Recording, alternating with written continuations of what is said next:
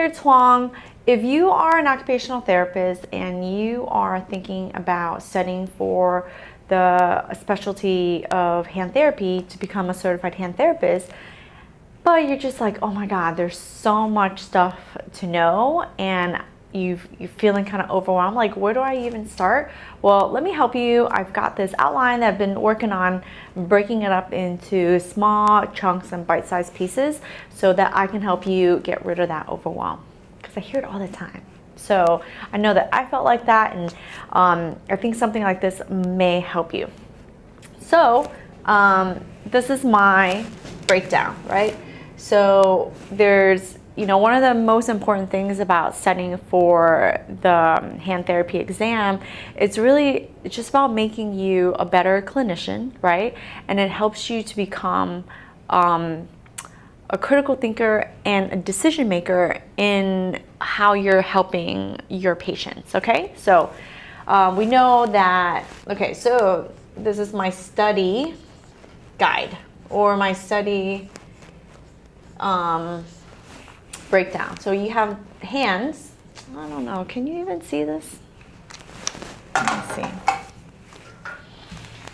So this is how I'm breaking it down. So you have hands, right? You have elbow, and then you have shoulders, right? Now, the other thing that you also have that's like a huge other subject are nerves. Oh, let me do this again. Hold on. Gotta rewrite. I'm gonna rewrite this. So we're gonna have hands over here.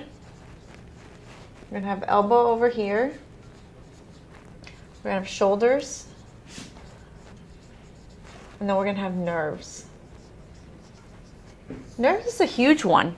Now nerves come out of the neck, go down the arm, through the elbow, and affect the hand. So one of the things I do is when I studied, I separated nerves completely out on its own, because there's a lot of understanding, there's a lot of memorization that I have to do to then be able to problem solve through certain cases. Like we have a couple of cases right now, and they're crushed or hand injuries. I have one that's a crushed hand injury, and I have one that's a crushed elbow, and it's affected the nerves. And so if you're looking at the nerves and how they work, it's going to mess up the hand somehow. So it gets its own separate category.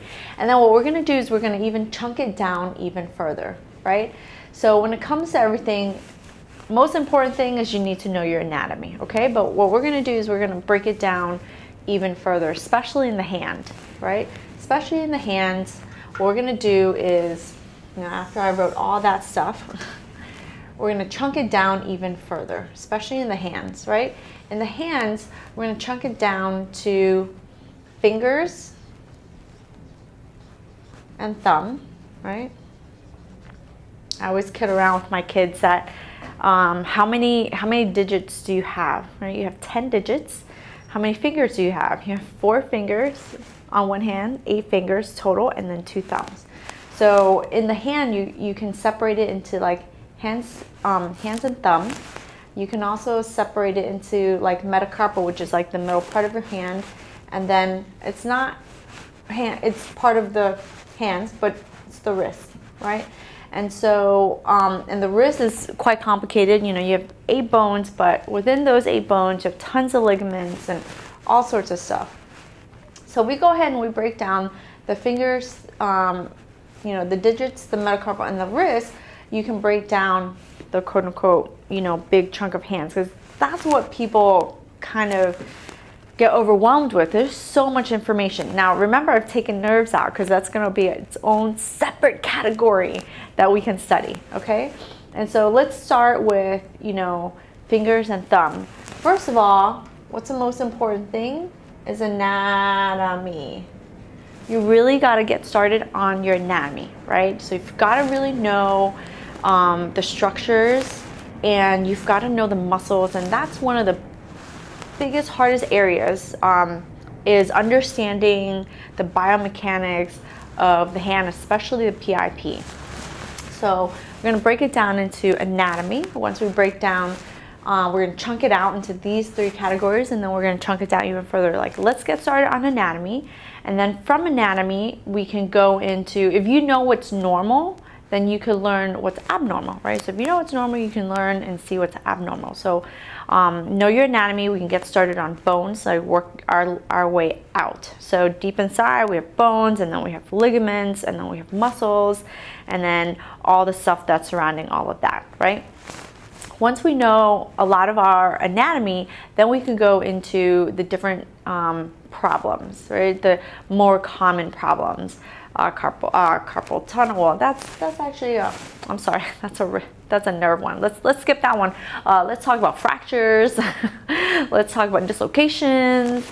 Let's talk about arthritis. Oh my God, trigger finger. I might do a whole thing on trigger finger because I did one in my Foundations of Hand Therapy course. So I might go ahead and maybe I'll do a couple of people were asking me about trigger finger. So I might just go ahead and do a whole separate video on that in itself, since I don't know where the video, I've got to look for that video from Foundations of Hand Therapy. But regardless, we can talk about real specific diagnosis, real specific types of injuries, what kind of problems they can cause, what kind of complications, and then after you learn about the diagnosis, then you'll go into the treatment, right? So if you know your anatomy and then you know the problem, then you will know how to treat it, right? So then you can go into treatment, because then now in the treatment parts where you get to decide what to do based on your knowledge. So this is one of the ways that I can help you to get rid of that overwhelm. Let's get studying. Let's break it down into small, bite-sized, chunk-sized pieces. And when you do that, and you group them into small little groups that you can accomplish something, then we can take the overwhelm out of it, and I can further help you get rid of the overwhelm by helping to explain some of the things that sometimes are a little bit more complicated, because it feels like all this information is coming out of nowhere, but it's only complicated because it's new to you, and that's quite normal. So I hope this has helped you. My little chunking down outline helped you to think about getting started to study for the CHT board exam.